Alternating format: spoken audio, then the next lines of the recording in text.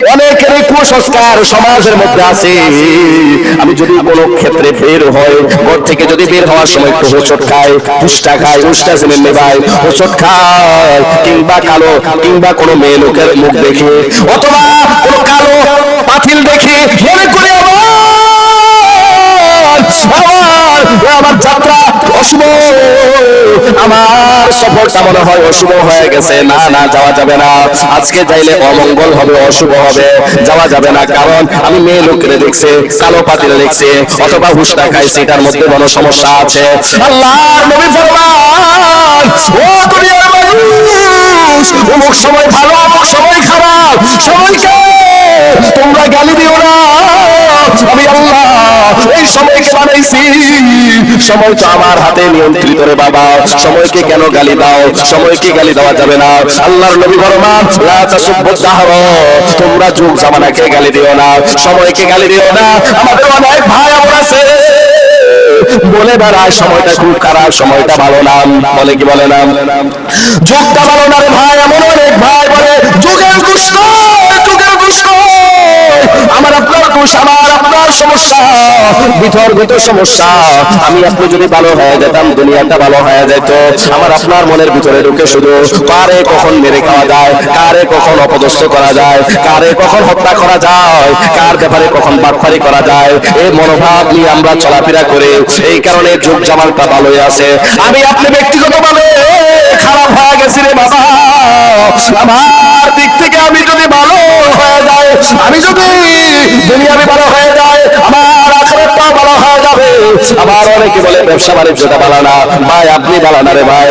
ব্যবসা বাণিজ্য এমন একটা জিনিস, আল্লাহর নবী ফরমান, ও দুনিয়াবাসী শুনে রাখো, তোমরা যদি ব্যবসা বাণিজ্য হালাল হারাম বেঁচে চলো, তাহলে নবীদের সাথে তোমরা জান্নাতে থাকবা, সুহাদায়ে কেরামের সাথে জান্নাতে থাকবা, ওলিয়া উলিয়াদের সাথে থাকবা। বাইরে ভাই, দুঃখজনক হলেও সত্য, কিছুদিন আগে আমি একটা দোকানে গেছিলাম, আমার এক বন্ধুর দোকানে একটা গামছা কেনার জন্য রে বাবা, বুঝানোর জন্য উদাহরণ দিচ্ছি। ওই আমার ভাইটা বলতেছে, একজন ভাই গামছা কেনার জন্য আসছে, বলতেছে ভাই এটা কত? 120 টাকা। ভাই 100 টাকা দিল। ভাই আমার 100 টাকা কিনে আছে। পরে ওই ব্যক্তি 110 টাকা দিয়ে গামছাটা নিছে। নেওয়ার পর আমি ওকে জিজ্ঞাসা করলাম, ভাই এটা কত? সে বললো, ভাই এটা আমার কিনা পড়ছে 60 টাকা। এই কারণে বাবারা, বন্ধুরা, ভাইয়ারা আমার, আমরা খারাপ হয়ে গেছে। 60 টাকার জিনিসটা 120 টাকা, 10 টাকা বেচলো, কইলো আমার কিনা হলো 100 টাকা। কি মিছা কথা হইলো নি ভাই? সবটাই হারাম। এই কারণে আমি খারাপ হয়ে গেছি, আমি ভালো না, যুগ যাবে না, দোষ দেওয়া যাবে না, এই কথা বলা যাবে না। আমি ঘর থেকে বের হয়েছি, উষ্টা খাইছে, তোরা মেয়ে লোককে দেখছি, কালো পাতিল দেখছি, এই সমস্যা। এই কারণে আমার শুভ, আমার যাত্রাটা অশুভ, আমার যাত্রাটা এখন ভালো হবে না, এই কথা বলা যাবে না রে বাবারা। কুসংস্কার বলতে আমাদের সমাজের মধ্যে কত ধরনের কুসংস্কার আছে, এগুলা বন্ধ করতে হবে। এই কারণে আমাদের যা কিছু করব, এখন আমরা যা কিছু করব না করব, সব কিছু বিসমিল্লাহ বলে করতে হবে। আমি আপনি যদি সৎ হয়ে বিসমিল্লাহর সাথে সব কিছু করে সময় মতো নামাজ পড়ে ব্যবসা বাণিজ্য করে, ভাই আমার দেখবেন আমার আপনার কাজের মধ্যে বরকত। আমি ফজিল্লাহ দিব, ওয়া রোপণ করব বিসমিল্লাহ বলে, ওয়া রোপণ করে আমি ব্যবসা বাণিজ্য করব। সকালবেলা সকল প্রথম কাস্টমার আসছে, আমি বিসমিল্লাহ বলে তার টাকাটা নেই, দেখবেন আল্লাহ বরকত দেবে। আমি গাড়ি চালাই, প্রথম যে টাকাটা আসবে প্যাসেঞ্জার থেকে, ওই টাকাটা থেকে আমি বিসমিল্লাহ বলে গ্রহণ করে, কিছু ভাই আছে কুসংস্কার মনে রাখেন রে বাবারা, বন্ধুরা আমার, যারা প্রথম বারবার স্টার্টিং এর মধ্যে সমা দেয়, টাকার মধ্যে সমা দেয়, না না না, আমার নাম বলে তুমি স্টার্টিং এর মধ্যে নয়, বরং তুমি বিসমিল্লাহ বলে গ্রহণ করো, পুরা দিনের মধ্যে আল্লাহ বরকত দিয়ে দিবে। আরো কিছু কুসংস্কার আছে বাবারা, বন্ধুরা আমার, সেগুলো হলো প্রথম যখন কাস্টমার আসে দোকানের মধ্যে, তখন বলে না না বাকি দেওয়া যাবে না, আজকে যদি আমি এখন তোমাকে শুরুতে বাকি দেই, তাহলে আমার পুরা দিন বাকি থাকবে না রে ভাই না। একজন মানুষ যখন আপনি জানতে পারবেন অসহায় লোকটা, তাহলে আপনি যদি তার সাহায্য করেন, বিসমিল্লাহ বলে তাকে সাহায্য করলেন, তাহলে আল্লাহ পাক রব্বুল আলামিন আপনার ব্যবসার মধ্যে পুরা দিন বরকত দিবে। সুবহানাল্লাহ। আর ভাই কিছু ভাই আছে কাজ কাম করে, গাড়ি ঘোড়া চালা, ব্যবসা বাণিজ্য করে, ভাই নামাজ পড়ে, ভাই না না পড়া যাবে না, এখন আমার নামাজের সময় বহু সময় লাগবে, 15-20 মিনিট লাগবে, 10 মিনিট লাগবে। আমার বাবারা, বন্ধুরা, ভাইয়েরা, আমার মনোযোগ সহকারে শোনেন। এই সময় আমার অনেকগুলো কাস্টমার আসবে, আমি বেচা কিনা করলে অনেক টাকা পাবো। অনেকে অনেক কাজকর্ম করে, না না যাওয়া যাবে না। বাবারা, বন্ধুরা, একটা ঘটনা শোনেন। দুইজন বন্ধু কাঠ কাটতো, কাটছিলেন নে পাহাড়ের মধ্যে কাঠ কাটতো, এর মাধ্যমে তাদের জীবিকা উপার্জন হতো। কথা কাউকা দুইজন বন্ধু কাঠ কাটতো, এই কাঠ কেটে তাদের জীবিকা উপার্জন হতো।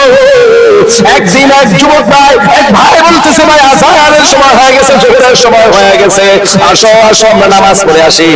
অপর বন্ধু বলল, না না তুমি যাও, এই সময়ের মধ্যে আমি কাঠ কাটলে অনেকগুলো কাঠ কাটতে পারবো। বরকত কেমন জিনিস শুনে রাখেন। এক বন্ধু চলে গেল নামাজ পড়ার জন্য, নামাজ পড়ে সে বন্ধু চলে গেল।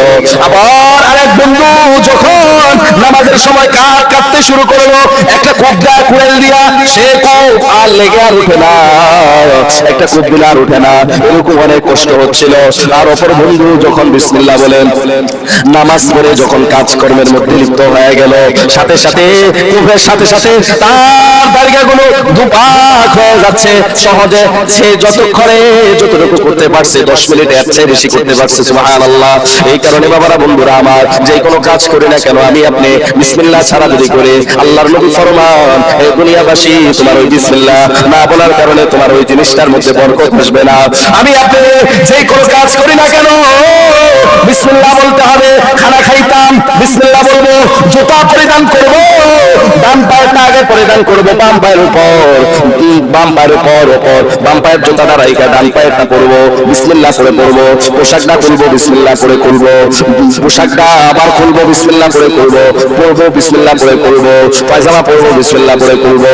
আবার ভাবারা, বন্ধুরা আমার স্ত্রীর সাথে আমি জিমা করবো, বিসমিল্লাহ বলে জিমা করো। আল্লাহর নবী ফরমান, দুনিয়ার মানুষ শুনে রাখো, জিমা করার সময়, তোমার স্ত্রীর সাথে একান্ত মিলিত হওয়ার সময় তুমি যদি বিসমিল্লাহ বলে না মিলিত হও, তাহলে ওই ঘরের মধ্যে তোমার আদর্শ সন্তান হবে না। আল্লাহর নবী একটা দোয়াও শিক্ষা দিয়ে গেছেন, বিসমিল্লাহি আল্লাহুম্মা জান্নিবনা শাইতান ওয়া জান্নিবি শাইতান মা রাযাকতানা। আমরা অধিকাংশ মানুষই জানি না, আমরা অনেকে বিবাহ শাদী করছি কিন্তু জিমার সময় কি করতে হয় এটাই জানি না রে বাবা। এই কারণে আমাদের অনেকের সন্তানাদি হয় কিন্তু বদ হয় রে বাবা।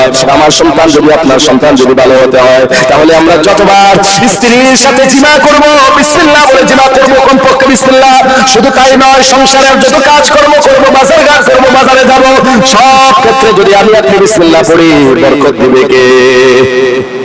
আর বরকত দিবে কে? কইতে কি লজ্জা লাগেনি?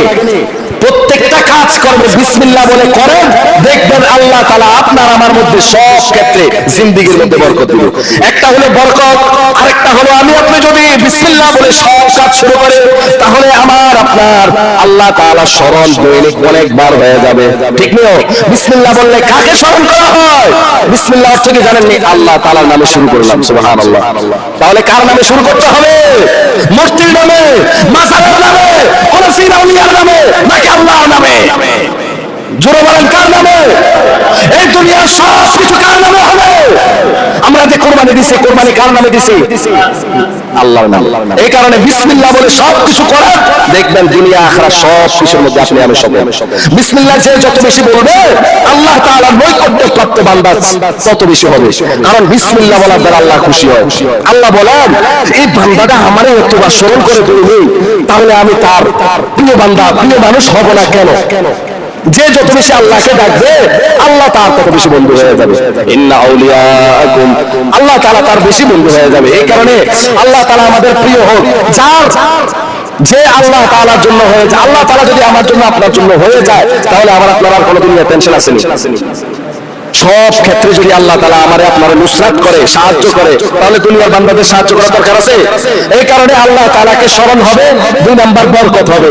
বিসমিল্লাহ বলবেন তো? ইনশাআল্লাহ বলেন, বিসমিল্লাহ বলবেন তো? আজকে জুমার আলোচনার মূল মাকসাদ হলো আমাদের প্রত্যেকটা কাজকর্ম, প্রত্যেকটা সেক্টরে আল্লাহ তাআলার নাম নিয়ে শুরু করব ইনশাআল্লাহ। ইনশাআল্লাহ বলেন, বিসমিল্লাহ বলে কাজ করবেন। কারা কারা হাত তোলেন? ইনশাআল্লাহ বলেন। আল্লাহ তাআলা সকলের হাতকে কবুল করুন।